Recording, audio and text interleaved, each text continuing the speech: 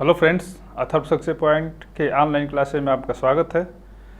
दोस्तों, आज हम मानवाधिकार पर चर्चा करेंगे। मानवाधिकार संरक्षण अधिनियम परीक्षा की दृष्टि से बहुत इम्पॉर्टेंट है और यूपीएसआई, बिहार एसआई इनके सिलेबस में रखा गया है।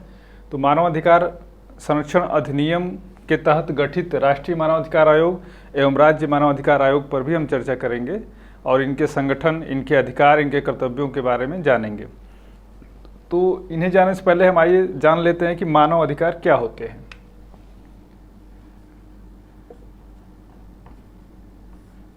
मानव अधिकार मतलब हर मानव, ये संयुक्त राष्ट्र के चार्टर में इसका उल्लेख किया गया है कि मानव अधिकार किसी भी जात, धर्म, संप्रदाय, भाषा से परे होते हैं। यानी कि मानव होने के नाते ही आपको मानव अधिकार मिले हैं, चाहे वो आप किसी भी राज्य में, किसी भी देश में कहीं भी निवास करते हो, रहते हो, किसी भी जाति धर्म के हो। ये जो मानव अधिकार हैं ये किसी भी जात, धर्म, समाज, देश के क्षेत्रों से परे होते हैं और ये मानव अधिकार सभी को प्राप्त होने चाहिए। मानव अधिकार में क्या क्या हो सकता है? ये बुनियादी अधिकार हैं,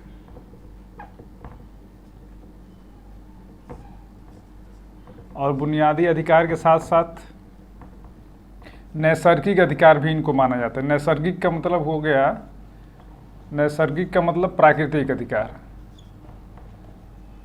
यानी कुछ अधिकार मानव होने के नाते या प्राणी होने के नाते प्रकृति ने हमें प्रदान किए हैं और कुछ अधिकार नागरिक होने के नाते हमें राज्य ने प्रदान किए। यानी ये अधिकार जो है राज्य से प्राप्त हुए और ये अधिकार हमें प्रकृति से प्राप्त हुए। अब मानव अधिकार जो है, प्रकृति जब आदिम समाज में था, जब मानव आदिम समाज में जी रहा था तो उस समय प्राकृतिक अधिकार कोई नहीं था। वहाँ पे वो मत्स्य न्याय वाली राज्य की बात की, मत्स्य न्याय वाले अधिकार चल रहे थे। मत्स्य न्याय की बात वहाँ पे जायज़ थी।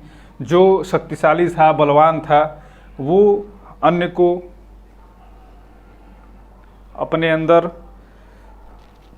दबा करके और या उसको नष्ट करके अपने आगे बढ़ जाता था। तो ये मत्स्य न्याय की प्रक्रिया, जैसे बड़ी मछली छोटी मछली को खा जाती है, तो ये कबीलाई समाज में वही चल रहा था वहाँ पे। तो कबीलाई समाज में मत्स्य न्याय का ही बोलबाला था। तो वहाँ पे हम किसी प्रकार के मानव अधिकार की बात नहीं कर सकते थे, ना ही सोच सकते थे। धीरे धीरे जब मानव कबीला से राज्य के रूप में परिवर्तित हुआ, तब जाकर के कुछ अधिकार जो है, अधिकारों की बात की गई कुछ। तो सबसे पहले हम देखते हैं कि प्रकृति ने कौन कौन से अधिकार हमें दिए हैं। प्रकृति के अधिकारों में ये है आपका जीवन का अधिकार और आत्मरक्षा का अधिकार।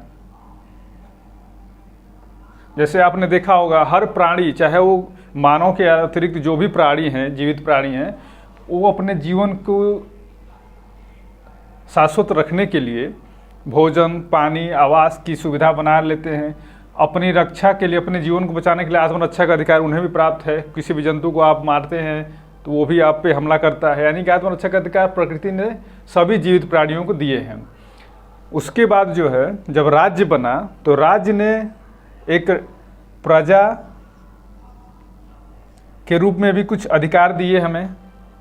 और जब हम आधुनिक राज्य की बात करते हैं तो इसमें राज्य के मतलब नागरिक हो गए हम, तो नागरिक के रूप में हमारे अधिकार और बढ़ गए। प्रजा के रूप में कुछ अधिकार कम थे, लेकिन नागरिक होने के नाते हमें और भी अधिकार मिले जो आधुनिक राजनीतिक व्यवस्था में प्राप्त होते हैं।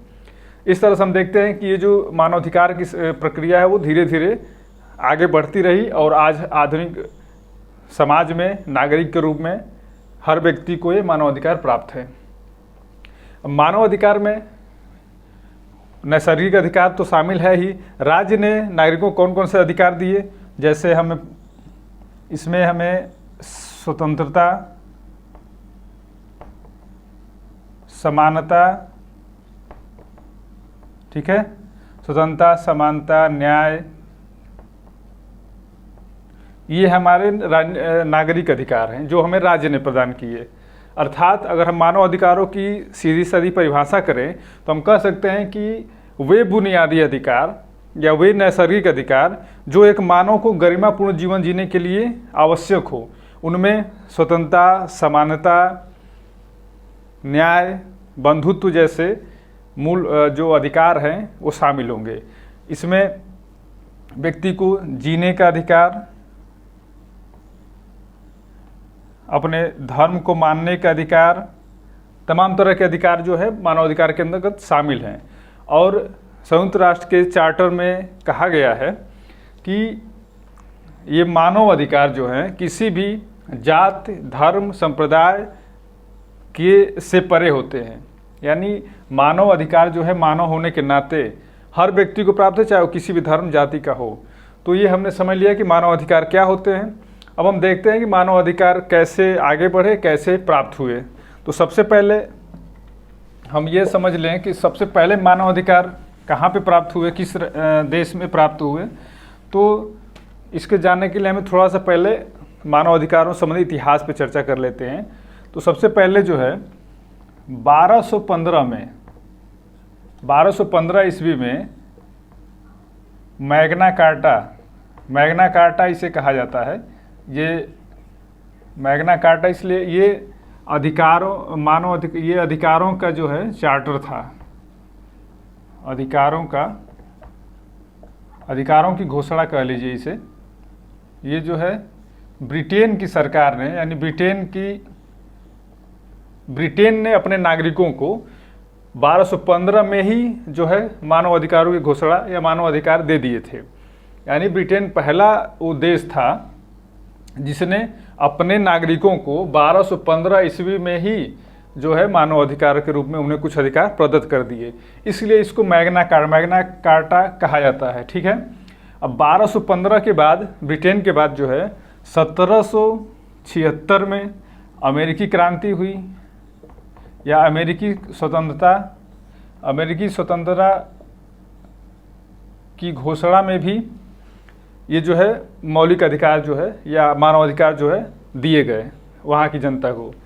1789 में फ्रांसीसी क्रांति हुई, वहाँ के नागरिकों को भी कुछ अधिकार दिए गए मानव अधिकार के रूप में। फिर 1917 में रूसी क्रांति के तहत भी वहाँ के नागरिकों को अधिकार दिए गए।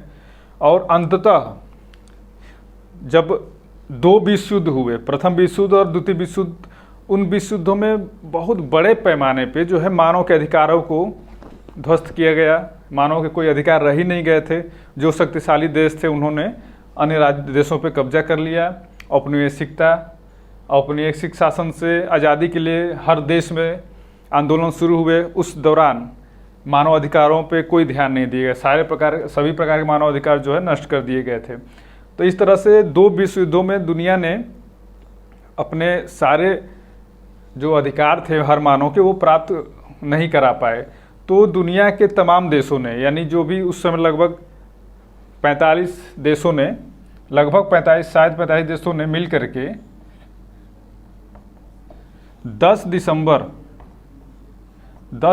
1948 को एक सार्वभौमिक मानवाधिकारों की घोषणा की। ठीक है, सार्वभौमिक मानवाधिकारों की घोषणा, मानव अधिकारों की घोषणा की गई। यानी कि यूएनओ के चार्टर द्वारा जो है 10 दिसंबर 1948 को सार्वभौमिक मानव अधिकारों की घोषणा की गई। इन्हें मानव अधिकारों पर प्रथम अंतर्राष्ट्रीय दस्तावेज कहा जाता है।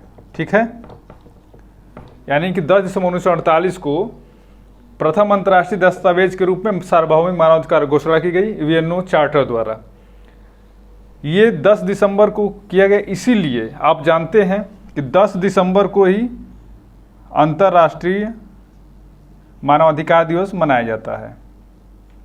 ठीक है, ये फैक्ट हमें याद रखना चाहिए। अंतर्राष्ट्रीय मानवाधिकार दिवस यानी 10 दिसंबर को अंतर्राष्ट्रीय मानवाधिकार दिवस प्रत्येक वर्ष मनाया जाता है। ये मानवाधिकारों की घोषणा का इतिहास था जिसे हमने एक एक करके देखा। अब देखिए 10 दिसंबर 1948 को मानवाधिकार चार्टर की घोषणा की गई। उसमें भारत भी 45 देशों में भारत भी हस्ताक्षरकर्ता देश था, यानी भारत सरकार ने भी हस्ताक्षर किया था मानवाधिकारों की घोषणा पर। लेकिन मानव अधिकारों की स्वीकृति के लिए या उन्हें प्रदान करने के लिए लगभग हमें 45 साल लग गए, 45 वर्ष लग गए। लेकिन हमने एक व्यवस्थित कमीशन नहीं बना पाया जो मानव अधिकारों की संरक्षण कर सके। 45 वर्ष बाद हमें जो है राष्ट्रीय मानवाधिकार संरक्षण अधिनियम पारित किया गया संसद द्वारा। संरक्षण अधिनियम 1993 राष्ट्रीय मानवाधिकार संसद में 1993 पारित किया गया। इस अधिनियम के तहत जो है राष्ट्रीय मानवाधिकार आयोग, नेशनल ह्यूमन राइट्स कमीशन का गठन किया गया। यानी 45 वर्ष बाद, दुनिया को 10 दिसंबर 1948 में ही घोषित कर दिया गया था, लेकिन हमारे देश में 45 वर्ष लग गए यहाँ तक पहुँचने में। अंततः राष्ट्रीय मानवाधिकार संरक्षण अधिनियम 1993 के तहत राष्ट्रीय मानवाधिकार आयोग एवं राज्य मानवाधिकार आयोग की स्थापना की गई और तब से राष्ट्रीय मानवाधिकार आयोग मानवाधिकारों के संरक्षण में महत्वपूर्ण भूमिका निभा रहा है। तो ये हमारा इतिहास था मानवाधिकारों का, और मानवाधिकार क्या होता है ये हमने जान लिया। अब हम राष्ट्रीय मानवाधिकार आयोग एवं राज्य मानवाधिकार आयोग के गठन, उनकी कार्यप्रणाली और उनके प्रावधानों के बारे में चर्चा करेंगे। राष्ट्रीय मानवाधिकार आयोग एवं राज्य मानवाधिकार आयोग दोनों के संगठन में काफ़ी समानताएं हैं। उनके कार्यप्रणाली लगभग एक ही है, दोनों का उद्देश्य एक है। इसलिए हम दोनों को तुलनात्मक रूप से अध्ययन करते चलते हैं कि कैसे कैसे इनका गठन हुआ, क्या क्या प्रावधान है। तो देखें यहाँ पे हम लिख लेते हैं राष्ट्रीय मानवाधिकार आयोग, ठीक है। यहाँ पे हम लिख लेते हैं राज्य मानवाधिकार आयोग।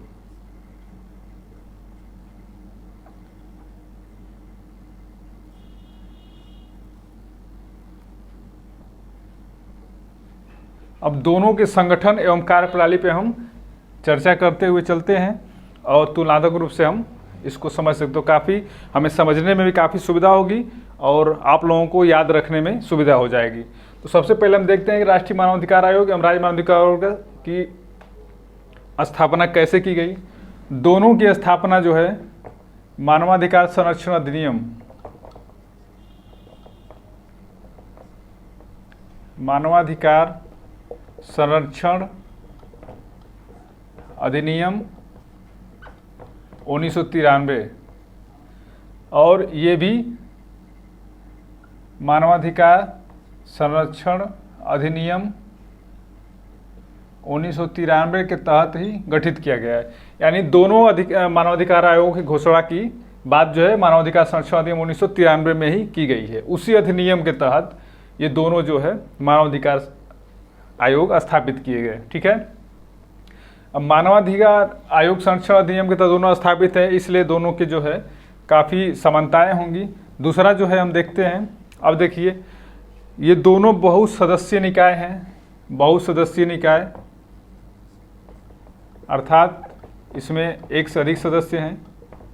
बहुसदस्यीय निकाय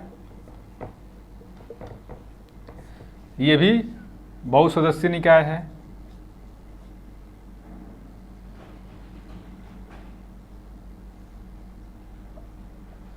अब दोनों बहुसदस्यीय निकाय हैं। अब देखिए अगला हम कह सकते हैं इसको कि ये क्या है, सांविधिक निकाय है।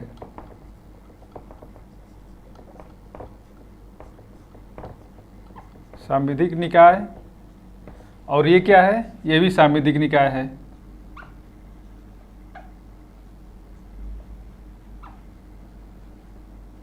सांविधिक निकाय और संवैधानिक निकाय दो प्रकार के निकाय हो सकते हैं। जैसे सांविधिक निकाय का मतलब क्या होता है कि वे संस्थाएं या वे निकाय जो संसद द्वारा पारित अधिनियम के माध्यम से स्थापित किए जाते हैं उन्हें हम सांविधिक कहते हैं। ठीक है। और एक होता है संवैधानिक। संवैधानिक का मतलब क्या हुआ, जिनका उल्लेख संविधान में किया गया हो वो संवैधानिक संस्थाएं होती हैं, जैसे निर्वाचन आयोग। निर्वाचन आयोग क्या है, संवैधानिक संस्था है, क्योंकि उसका उल्लेख जो है संविधान में किया गया है। ये संस्थाएं राष्ट्रीय मानवाधिकार आयोग जो है ये संसद के अधिनियम द्वारा, संसद के द्वारा पारित अधिनियम के अंतर्गत स्थापित किए गए हैं। इसलिए क्या है, ये पूछा जाता है प्रश्नों के अनुसार, दे दिया जाएगा कि आप निम्नलिखित में से कौन से संस्था जो है सांविधिक संस्था है। जैसे मान लीजिए राज्य निर्वाचन आयोग दे दिया गया, अल्पसंख्यक आयोग दे दिया गया, और दे दिया गया यहाँ पे अन्य पिछड़ा वर्ग आयोग दे दिया गया, अनुसूचित जाति आयोग दे दिया गया, और यहाँ पे आपको दे दिया गया कि राष्ट्रीय मानवाधिकार। तो ये तीनों जो है, ये चारों जो है संवैधानिक निकाय हैं, क्योंकि इनका उल्लेख संविधान में है। राष्ट्रीय मानवाधिकार जो है इसका उल्लेख संविधान न होकर के ये संसद के अधिनियम द्वारा स्थापित किया गया, इसलिए इसको हम क्या कहते हैं, सांविधिक निकाय। अगर इसका प्रावधान भी संविधान के अंतर्गत कर दिया जाएगा तो ये भी संवैधानिक निकाय बन जाएगा। ये संवैधानिक और सांविधिक में अंतर होता है, समझ गए आप। और ये ध्यान रखने वाली बात है, ये शब्दों का थोड़ा सा भी दोनों में बहुत ज़्यादा डिफरेंस नहीं है, संवैधानिक और सांविधिक, इन पे आप ध्यान रखेंगे क्योंकि गलत होने की संभावना बन जाती है। अब देखिए सांविधिक निकाय है, ये भी सांविधिक निकाय है। ठीक है। इसे जो है इसकी प्रकृति क्या है, इसकी प्रकृति जो है न्यायिक है। ठीक है, इसकी प्रकृति न्यायिक है, इसकी भी प्रकृति क्या है, न्यायिक है।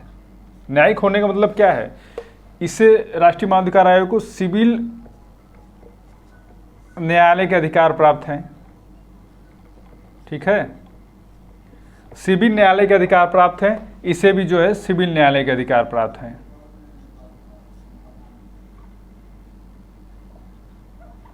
ये जो है सिविल न्यायालय का अधिकार है, इससे सिविल न्याय, यानी दोनों को जो है न्यायिक प्रकृति है। दोनों जो है कुछ मामलों की जैसे जांच कर सकते हैं, मानवाधिकार उल्लंघन की जांच कर सकते हैं, तो इसलिए इनकी प्रकृति जो है सिविल न्यायालय की है।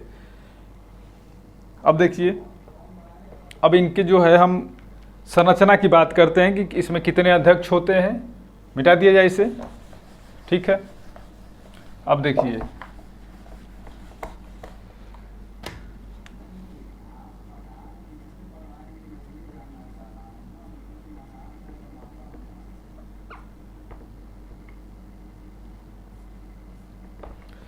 अब हम इनकी संरचना की बात करते हैं कि इनमें कितने अध्यक्ष, कितने सदस्य होते हैं और अध्यक्ष के कैसे नियुक्त किया जाता है, इसकी बात करते हैं। ये एक अध्यक्ष और 4 सदस्य।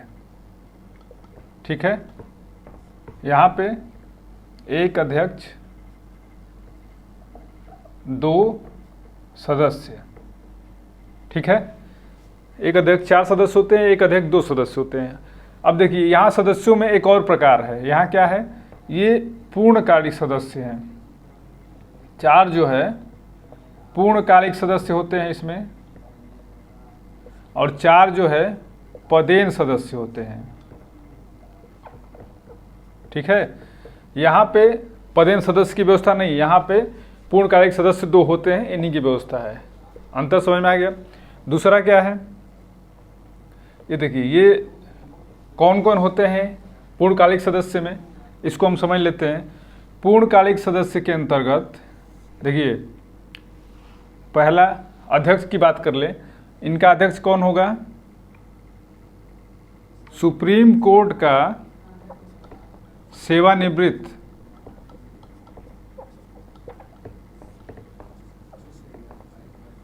मुख्य न्यायाधीश। ठीक है, याद रखिएगा इसको कि राष्ट्रीय मानवाधिकार आयोग का पूछा गया है कई बार प्रश्नों में, राष्ट्रीय मानवाधिकार आयोग का अध्यक्ष कौन होता है? सेवानिवृत्त मुख्य न्यायाधीश। हमेशा ध्यान रखिएगा कि सुप्रीम कोर्ट का सेवानिवृत्त मुख्य न्यायाधीश ही होगा, इस बात को आप ध्यान रखिएगा, क्योंकि केवल न्यायाधीश नहीं, हमेशा मुख्य न्यायाधीश को ही बनाया जाता है। और एक बात हम यहाँ पे ये समझ लें कि दुनिया के कुछ ही ऐसे देश हैं जहाँ पे राष्ट्रीय मानवाधिकार आयोग के जो अध्यक्ष होते हैं वो मुख्य न्यायाधीश होते हैं। ये हमारे देश के राष्ट्रीय मानवाधिकार आयोग की बहुत बड़ी विशेषता है कि इनके जो है अध्यक्ष मुख्य न्यायाधीश को ही बनाया जाता है। इसका क्या फ़ायदा है? देखिए, मुख्य न्यायाधीश, सुप्रीम कोर्ट का मुख्य न्यायाधीश होना बहुत बड़ी बात है और बहुत बड़ी उपलब्धि होती है। और ये व्यक्ति जो है अपने लंबे जीवन काल के लंबे करियर में इन्होंने बहुत से मामलों को सॉल्व किया होगा, बहुत अनुभव इनके पास रहा होगा, तो ये व्यक्ति हमेशा मानवाधिकारों के संरक्षण में महत्वपूर्ण भूमिका निभा सकता है। ये दुनिया के कुछ ही देश हैं जहाँ पे जो है मुख्य न्यायाधीश को बनाया जाता है। ये हमारी यूनिक विशेषता है हमारे देश के मानवाधिकार आयोग की, ठीक है। इसके अध्यक्ष जो है मुख्य न्यायाधीश होते हैं। इसके अध्यक्ष की हम बात करें, ये होते हैं हाई कोर्ट के सेवानिवृत्त मुख्य न्यायाधीश। यहाँ पे ध्यान रखना, ये भी जो है हाई कोर्ट के मुख्य न्यायाधीश हो गए, यानी कि राज्य मानवाधिकार आयोग का अध्यक्ष कौन होता है? हमेशा सेवानिवृत्त मुख्य न्यायाधीश। और सुप्रीम कोर्ट का और राष्ट्रीय मानवाधिकार आयोग का सुप्रीम कोर्ट का मुख्य न्यायाधीश जो होता है सेवानिवृत्त, वही अध्यक्ष बनाए जाते हैं, ठीक है। अब सदस्यों में इनके कौन कौन होता है? पूर्णकालिक सदस्यों में पहला देखिए, पहला सदस्य कौन होगा? सुप्रीम कोर्ट का सेवानिवृत्त या कार्यरत, यानी कि सेवानिवृत्त या कार्यरत, सेवानिवृत्त या कार्यरत न्यायाधीश। भाई जब अध्यक्ष जो है मुख्य न्यायाधीश है तो सदस्य तो मुख्य न्यायाधीश हो नहीं सकते। यहाँ पे क्या है, हम ध्यान रखना है कि सेवानिवृत्त या कार्यरत न्यायाधीश हैं। दूसरे, इसमें दूसरा कौन होगा? अब देखिए, हाई कोर्ट का सेवानिवृत्त या कार्यरत मुख्य न्यायाधीश, ठीक है। एक सदस्य कौन होगा? सुप्रीम कोर्ट का सेवानिवृत्त न्यायाधीश या कार्यरत न्यायाधीश, दोनों को बनाया जा सकता है। और दूसरा सदस्य होगा हाई कोर्ट का सेवानिवृत्त या कार्यरत मुख्य न्यायाधीश, ये किसी भी हाई कोर्ट का मुख्य न्यायाधीश हो सकता है। तीसरा सदस्य कौन होगा? और चौथा सदस्य, ये जो दोनों सदस्य होंगे ये मानव अधिकार से संबंधित विशेषज्ञ होते हैं। इन्हें विशेष अनुभव होता है, विशेष कार्य किए होते हैं इन्होंने अपने जीवन में, विशेष अनुभव वाले व्यक्ति, ये दोनों जो है वही होते हैं। यानी इन्हें मानवाधिकार के संबंध में विशेष अनुभव प्राप्त होता है। ये जो है, तो चार सदस्य कौन कौन हो गए? सुप्रीम कोर्ट का सेवानिवृत्त कार्यरत न्यायाधीश, हाई कोर्ट का सेवानिवृत्त कार्यरत मुख्य न्यायाधीश, तीसरा दो जो होते हैं वो क्या है? विशेष अनुभव वाले व्यक्ति होते हैं। इन्हें मानवाधिकार के दिशा में महत्वपूर्ण उपलब्धि होती है, हासिल होती है, विशेष अनुभव हासिल, इसे इनको बनाया जाता है। अब देखिए, पदेन सदस्य में कौन कौन होता है? इनके जो पदेन सदस्य हैं वो कौन कौन होते हैं? पहला जो सदस्य होगा, इनके जो पहला जो सदस्य होगा ये होगा राष्ट्रीय अल्पसंख्यक आयोग का अध्यक्ष, दूसरा अनुसूचित जाति आयोग, तीसरा अनुसूचित जनजाति आयोग, ठीक है। और चौथा क्या है? राष्ट्रीय महिला आयोग। यानी कि जो चार पदेन सदस्य होते हैं उनमें पहला राष्ट्रीय अल्पसंख्यक आयोग होता है के अध्यक्ष होता है, दूसरा अनुसूचित जाति आयोग का अध्यक्ष होता है, अनुसूचित जनजाति आयोग का अध्यक्ष होता है और राष्ट्रीय महिला आयोग का अध्यक्ष। ये चारों जो है इसके पदेन सदस्य होते हैं। और पूर्णकालिक सदस्य हमने देख ही लिया कौन कौन होते हैं। अब राज्य मानवाधिकार आयोग के बारे में हम बात करें तो राज्य मानवाधिकार आयोग के अध्यक्ष की बात करें तो सेवानिवृत्त मुख्य न्यायाधीश होता है हाई कोर्ट का। इसके जो दो सदस्य हैं वो कौन कौन होते हैं? पहले सदस्य जो होते हैं, पहला सदस्य कौन होता है? हाई कोर्ट का ही सेवानिवृत्त का मतलब रिटायर्ड व्यक्ति होता है, सेवानिवृत्त या कार्यरत न्यायाधीश, ठीक है, सदस्य के रूप में सेवानिवृत्त या कार्यरत न्यायाधीश होता है। और दूसरा जो व्यक्ति होता है या तो 7 वर्ष का अनुभव रखने वाला जिला न्यायाधीश, ठीक है, जिला न्यायाधीश हो सकता है। ये जो है हाई कोर्ट से सेवानिवृत्त न्यायाधीश होगा। दूसरा जो है 7 वर्ष का अनुभव वाला जिला न्यायाधीश होगा। ये जो होते हैं इनके सदस्य हो सकते हैं। या फिर किसी अन्य अनुभवी व्यक्ति को भी यहाँ पे बनाया जा सकता है, या तो फिर वो विशेष अनुभव वाला कोई व्यक्ति हो मानवाधिकार के क्षेत्र में, उन्हें भी बनाया जा सकता है। या फिर सिविल ये जिला न्यायालय के न्यायाधीश को बनाया जा सकता है, किसी को भी रखा जा सकता है। अब देखिए ये जो है इनके सदस्य अध्यक्ष की बात हो गई। अब एक चीज़ और हमें ध्यान देना है कि इनकी नियुक्ति कैसे होती है, कौन नियुक्ति करता है।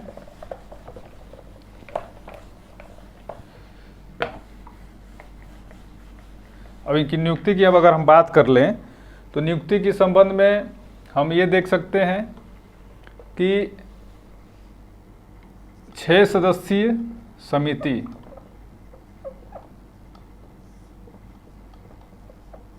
ठीक है, ये राष्ट्रपति द्वारा एक 6 सदस्यीय समिति गठित की जाती है। उस समिति के अनुशंसा पे, सिफारिश पे ही अध्यक्ष और सदस्यों की नियुक्ति होती है। यहाँ भी एक समिति गठित की राज्यपाल द्वारा। राज्यपाल जो है यहाँ भी एक समिति गठित करता है और राज्यपाल द्वारा गठित समिति ही राज्य मानवाधिकार आयोग के सदस्यों के चुनाव करती है, ठीक। अब देखिए इस समिति में कौन कौन शामिल होता है। प्रधानमंत्री जो होते हैं, प्रधानमंत्री इसके अध्यक्ष होते हैं। प्रधानमंत्री अध्यक्ष होते हैं समिति के, ठीक। अब सदस्य में कौन कौन होता है, देखिए लोकसभा अध्यक्ष,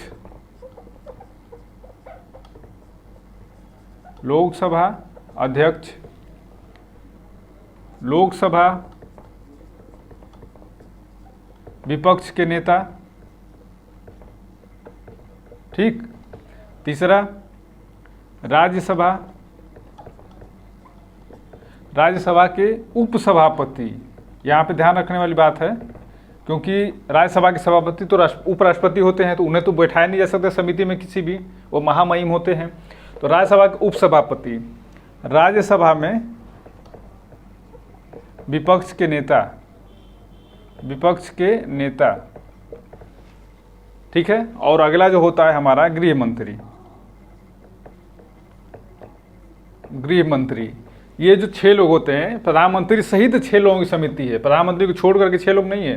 प्रधानमंत्री समिति का अध्यक्ष होता है, उसके बाद लोकसभा का अध्यक्ष, लोकसभा में विपक्ष का नेता, राज्यसभा का उपसभापति, राज्यसभा का में विपक्ष का नेता और गृह मंत्री। इन्हीं लोगों की जो समिति गठित होती है, इस समिति की सिफारिश पे राष्ट्रपति जो है राष्ट्रीय मानवाधिकार आयोग के अध्यक्ष की नियुक्ति करते हैं। ये समिति सिफारिश करके बताती है कौन व्यक्ति अध्यक्ष और सदस्य बनने के योग्य है और उसके बाद राष्ट्रपति द्वारा इनकी नियुक्ति की जाती है।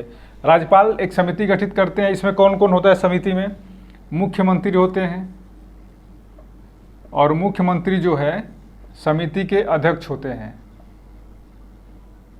ठीक है। समिति का अध्यक्ष कौन होगा, मुख्यमंत्री होगा। इसके बाद कौन कौन सदस्य के रूप में शामिल है, देखिए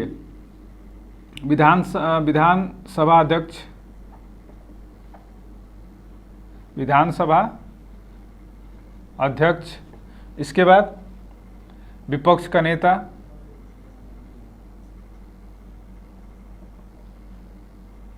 ठीक है। विधानसभा अध्यक्ष होंगे, विपक्ष का नेता होगा और एक व्यक्ति जो होता है, और अगर ये द्विसदनीय समिति जिसे द्विसदनीय विधानमंडल हुआ, मान लीजिए मुख्यमंत्री हो गए अध्यक्ष, विधानसभा का एक अध्यक्ष होगा, विपक्ष का नेता होगा और राज्य के गृह मंत्री होंगे। ये 4 लोग इस समिति के अध्यक्ष होते हैं, समिति में शामिल होते हैं। लेकिन अगर समिति में विधान परिषद भी हो, अगर जिन जिन राज्यों में विधान परिषद है, तो विधान परिषद में के अध्यक्ष और विपक्ष के नेता, यानी विधान परिषद के अध्यक्ष और विपक्ष के नेता को भी समिति में शामिल किया जा सकता है। अर्थात अगर विधान परिषद न हो तो केवल 4 लोग होंगे, मुख्यमंत्री, विधानसभा का अध्यक्ष, विपक्ष के नेता और गृह मंत्री। लेकिन अब विधान परिषद भी है, जिसे हमारे उत्तर प्रदेश में विधान परिषद भी है, इसलिए हमारे यहाँ इस समिति में 6 लोग होंगे, जैसे यहाँ पे होता है। अब राज्यपाल जो है, इस समिति की सिफारिश पे राज्यपाल जो है राज्य मानवाधिकार आयोग के अध्यक्ष एवं सदस्यों की नियुक्ति करते हैं। अब यहाँ पे अंतर दोनों में देखिए, एक चीज़ हम देखें, हम नियुक्ति हो गई, अब नियुक्ति के बाद पद से हटाने की जो प्रक्रिया होती है वो कैसे होती है। यहाँ पे तो राष्ट्रपति सीधे हटा सकते हैं, क्योंकि जो है राष्ट्रपति को ने नियुक्त किया है तो उनका अधिकार है कि दिवालियापन हो जाए, मान लीजिए कोई अध्यक्ष सदस्य दिवालियापन, अपने कार्य करने में अक्षम हो जाए, मानसिक रूप से स्वास्थ्य न हो, सही हो, या किसी लाभ के पद पे व्यक्ति अगर बैठ जाता है जो मानवाधिकार संरक्षण में, मानवाधिकार आयोग में शामिल है, इन तमाम जो आरोपों पे अगर वो व्यक्ति खरा उतरता है या आरोप साबित हो जाते हैं तो उनको राष्ट्रपति सीधे जो है हटा सकता है। लेकिन यहाँ पे क्या है कि अगर ये सारे जो है आरोप या दोष जो है इनके अध्यक्ष सदस्यों में आते हैं राज्य मानवाधिकार आयोग के, तो राज्यपाल जो है नहीं हटा सकता, नियुक्ति राज्यपाल करता है इनकी, लेकिन इनको हटाने का अधिकार किसको है, वही राष्ट्रपति को है। यानी कि राज्य मानवाधिकार आयोग के अध्यक्ष राज्य मानवाधिकार आयोग के अध्यक्ष एवं सदस्यों को नियुक्ति करने का अधिकार राज्यपाल को है, लेकिन इन्हें हटाने का अधिकार जो है राष्ट्रपति को है। ये ध्यान रखने वाली बात है, ये काफ़ी समझने वाली बात है कि यहाँ पे हम गलत न करें परीक्षा में। यानी नियुक्ति तो राज्यपाल कर देंगे, लेकिन जब हटाने की बात आएगी तो कौन हटाएगा, राष्ट्रपति हटाएंगे। ठीक है, अब देखिए दोनों में एक चीज़ कॉमन है, जैसे मान लीजिए जैसे दिवालियापन या किसी लाभ के पद पे बैठ जाना या मानसिक स्वास्थ्य सही न होना, इन मामलों में तो राष्ट्रपति सीधे हटा सकते हैं। लेकिन जैसे कुछ होता है ना, जैसे एक आरोप लगता है कदाचार या मतलब भ्रष्टाचार या किस इस तरह के जो आरोप लगते हैं जो उनके जो आचरण के खिलाफ होते हैं, अगर इस तरह के आरोप लगते हैं तो ये आरोप गंभीर होते हैं, क्योंकि मानसिक दिवालिया या मानसिक स्वास्थ्य सही न होना या दिवालियापन होना या किसी लाभ पद बैठना उतना वो गलत नहीं माना जाता। लेकिन पद में बैठते हुए कदाचार होते हैं, कदाचार करते हैं, अपने आचरण के विरुद्ध काम करते हैं, तो इनको हटाने के लिए राष्ट्रपति सीधे उत्तरदायी है। लेकिन राष्ट्रपति जो है सीधे हटा करके नहीं, इनको एक मौका देता है। और मौका क्या देता है, सुप्रीम कोर्ट को जो है जांच के लिए सुप्रीम कोर्ट को कहता है, और सुप्रीम कोर्ट अगर जांच में सही पाता है इनको कि ये कदाचार में शामिल थे, राज्य मानवाधिकार आयोग हो या राष्ट्रीय मानवाधिकार, दोनों के सदस्यों के और अध्यक्षों की बात कर रहे हैं हम, अगर ये इनके ऊपर आरोप साबित होते हैं तो सुप्रीम कोर्ट की सलाह पे राष्ट्रपति इन्हें हटा सकता है। यानी सामान्य मामलों में, दिवालियापन जैसे मामलों में तो तुरंत हटा सकते हैं, लेकिन जब इस तरह के मामले आएंगे जिन पे गंभीर आरोप लगेंगे तो उनको हटाने के लिए जो है सुप्रीम कोर्ट द्वारा जांच की जाएगी, तब जाके हटाए जाएंगे। तो ये हमने देख लिया, ये इनकी नियुक्ति और पद से हटाने की बात हो गई। अब देखिए इनके वेतन भत्ते का निर्धारण कौन करेगा, तो राष्ट्रीय मानवाधिकार आयोग के वेतन भत्ते का निर्धारण जो है केंद्रीय सरकार करेगी, और राज्य मानवाधिकार आयोग के सदस्यों का जो है वेतन भत्ता जो है राज्य सरकार निर्धारित करेगी। ठीक है, ये वेतन भत्ते जो है, और इनके वेतन भत्ते में कमी नहीं की जाएगी। इन्हें एक प्रकार से अधिकार दिया गया ताकि ये अपने काम को पूरे मनोयोग से कर सकें। अब किसी व्यक्ति का वेतन कट जाएगा, भत्ता कट जाएगा तो काम नहीं सही से कर पाएगा, इसलिए ये एक संरक्षण दिया गया है कि इनके वेतन भत्ते में कार्यकाल के समय कोई भी कटौती नहीं की जाएगी। तो इनका वेतन केंद्रीय सरकार तय करता है और इनका जो है राज्य सरकार। ये हमने देख लिया। अब हम अगली बात देखते हैं कि इनका कार्य क्या है।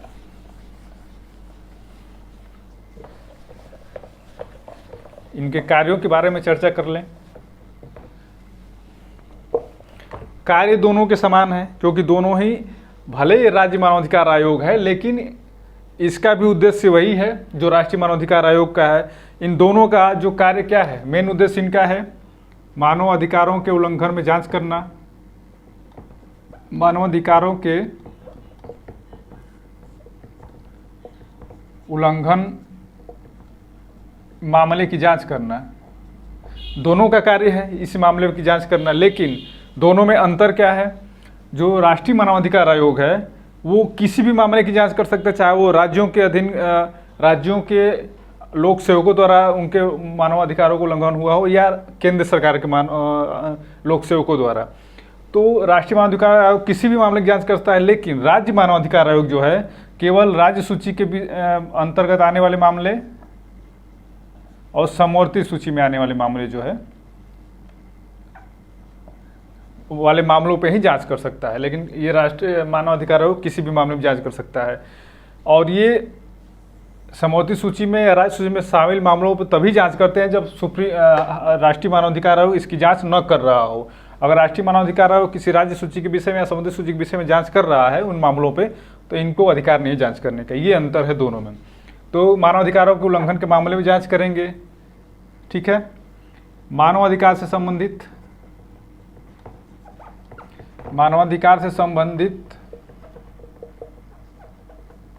संधियों, जो अंतर्राष्ट्रीय लेवल पर संधियां की जाती भारत सरकार द्वारा, संधियों, हस्ताक्षर, समझौते,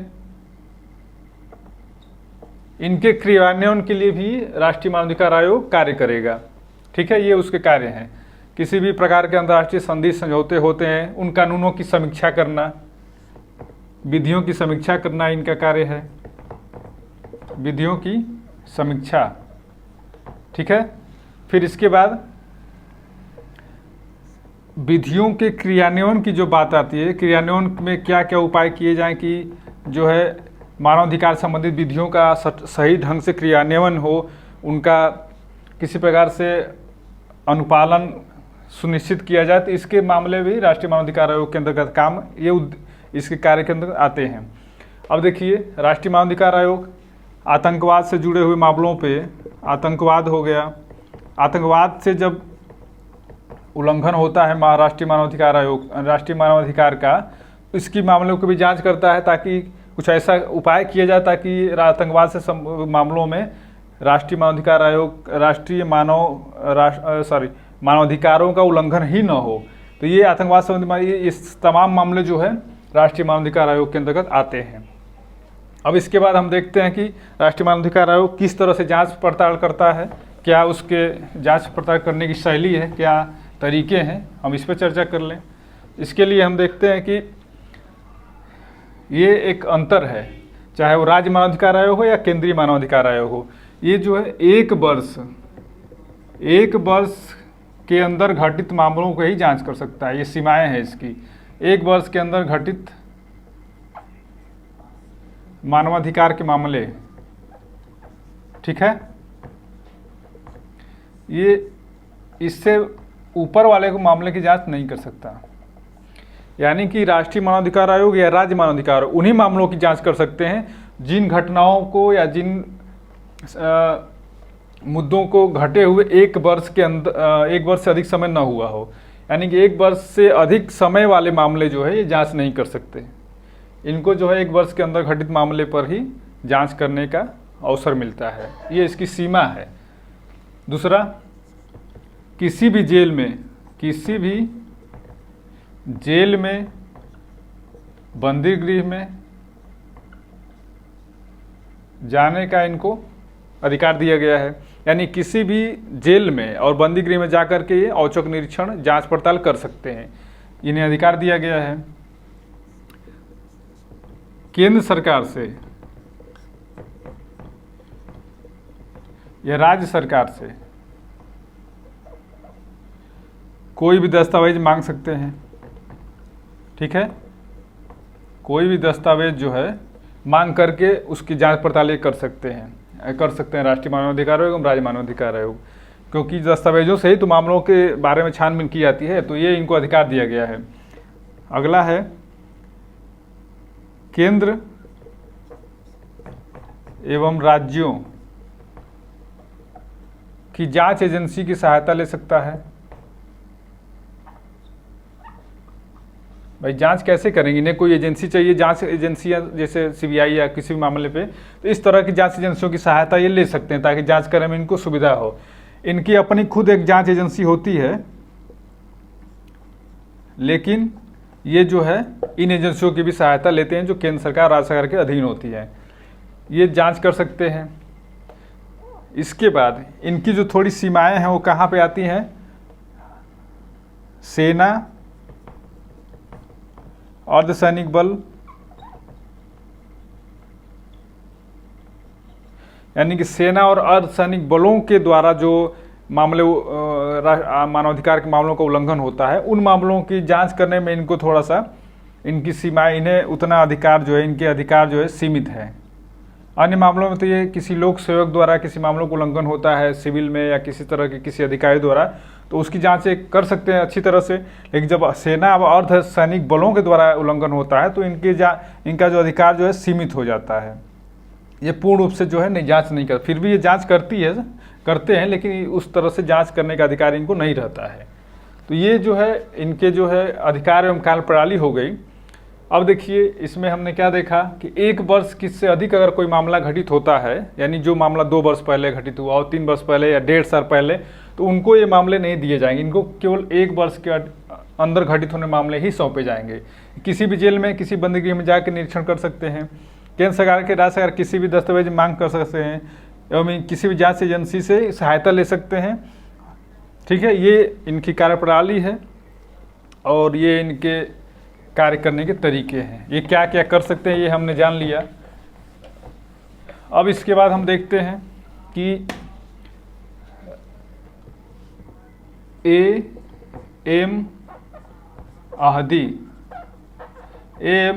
अहदी समिति जो है, राष्ट्रीय मानवाधिकार आयोग की सिफारिश पर अहदी समिति गठित की गई केंद्र सरकार द्वारा, ताकि ये राष्ट्रीय मानवाधिकार आयोग के अधिकारों को बढ़ोतरी में कुछ सुझाव दे सके। तो इस समिति ने जो है इम्पॉर्टेंट है, कहीं पूछा जा सकता है, तो इस समिति ने सुझाव दिया, जैसे कि इसने कहा कि वे मामले भी दिए जाएं जो 1 वर्ष से अधिक समय से घटित हों, जो 1 वर्ष से अधिक समय तक पूर्व घटित हुए, मान लीजिए 2 साल का मामला, 3 साल का मामला, अगर उचित कारण बता दिए जाए कि कोई उचित कारण हो अगर, तो ये 1 वर्ष से अधिक मामले की भी जांच कर सकता है। ये ध्यान देने वाली बात है, इस समिति ने सिफारिश की थी। ये इम्पॉर्टेंट है, इस समिति को आप ध्यान रखिएगा। तो ये इनकी कार्यप्रणाली है। अब देखिए एक बात हम कुछ, जिससे कि राष्ट्रीय मानवाधिकार संरक्षण अधिनियम, राष्ट्रीय मानवाधिकार संरक्षण अधिनियम के तहत, संरक्षण अधिनियम में 2 बार संशोधन किया गया। संरक्षण अधिनियम 2 बार संशोधन कब कब किया गया है? एक तो इनमें राष्ट्रीय मानवाधिकार संरक्षण अधिनियम 1993 में 2 बार संशोधन अब तक किया जा चुका है। पहला संशोधन कब किया गया? 2006 में, दूसरा 2019 में। 2019 का संविधान मानवाधिकार संरक्षण अधिनियम संशोधन जो है 27 सितंबर 2019 से प्रभावी है। ये याद रखने वाली बात इसलिए है कि अभी ये करंट की घटना है। मानवाधिकार संरक्षण अधिनियम 1993 में 2019 में दोबारा संशोधन किया गया है। तो पूछ सकता है आपसे कि ये संशोधन अधिनियम कब से प्रभावी है? तो 27 सितंबर 2019 से राष्ट्रीय मानवाधिकार संरक्षण अधिनियम संशोधन अधिनियम 2019 जो है 27 सितंबर 2019 से प्रभावी है। ये पूछा जा सकता है आपसे। ये भी पूछा जा सकता है कि जो ये 93 का अधिनियम है, इसे स्वीकृति कब मिली राष्ट्रपति द्वारा? इसे स्वीकृति जो है 8 जनवरी 1994 को राष्ट्रपति की स्वीकृति मिली, यानी राष्ट्रपति ने हस्ताक्षर किया। 8 जनवरी 1994 को राष्ट्रपति ने हस्ताक्षर किया राष्ट्रीय मानवाधिकार संरक्षण 1993 में। और ये जो है सितंबर, यानी 28 सितंबर 1993 से लागू है। यहाँ पे ध्यान रखना ये है कि 8 जनवरी 1994 को इन्होंने स्वीकृति प्रदान की इस अधिनियम को, लेकिन अधिनियम को भूतलक्षी प्रभाव से या पूर्वकालिक प्रभाव से 28 सितंबर 1993 से ही प्रभावी माना जाता है। ये इंपॉर्टेंट है, ये पूछा जा सकता है आपसे, स्पेशली जो है ला या इस तरह के एसआई के एग्जाम में इस तरह के प्रावधानों, क्योंकि ये अधिनियम जो है यूपीएसआई में स्पष्ट शामिल किया गया है। ये अधिनियम, इसके बारे में पूरी तरह से पढ़ना है, तो इसलिए ये जो है पूछा जा सकता है कब से प्रभावी है। तो दोस्तों, इस तरह से हमने देखा कि राष्ट्रीय मानवाधिकार क्या होते हैं, मानवाधिकार की घोषणा हुई, उसका इतिहास क्या है, और हमारे देश में मानवाधिकार के संरक्षण के लिए क्या क्या प्रावधान किए गए, कब प्रावधान किए गए, किस अधिनियम के तहत किए गए, ये हमने सब कुछ देख लिया कि हमारा राष्ट्रीय मानवाधिकार संरक्षण अधिनियम 1993 पारित किया गया। इस अधिनियम के तहत राष्ट्रीय मानवाधिकार आयोग एवं राज्य मानवाधिकार आयोग का गठन किया गया है, और इन दोनों संगठनों, दोनों आयोगों की हमने कार्यप्रणाली, उनके अध्यक्ष सदस्यों की नियुक्ति, ये सारे प्रावधान हमने विधिवत देख लिए। तो मैं समझता हूँ कि अब काफ़ी अच्छी तरह से हमें समझ में आ गया होगा, आप लोगों ने ध्यान दिया होगा, तो इसे आप तैयार कर सकते हैं। और काफ़ी इम्पॉर्टेंट ये मुद्दा है, टॉपिक है, और हर परीक्षा के लिहाज से भी इम्पॉर्टेंट होता है। तो आज के लिए इतना ही, फिर मिलते हैं किसी नेक्स्ट टॉपिक पर। नमस्कार, धन्यवाद।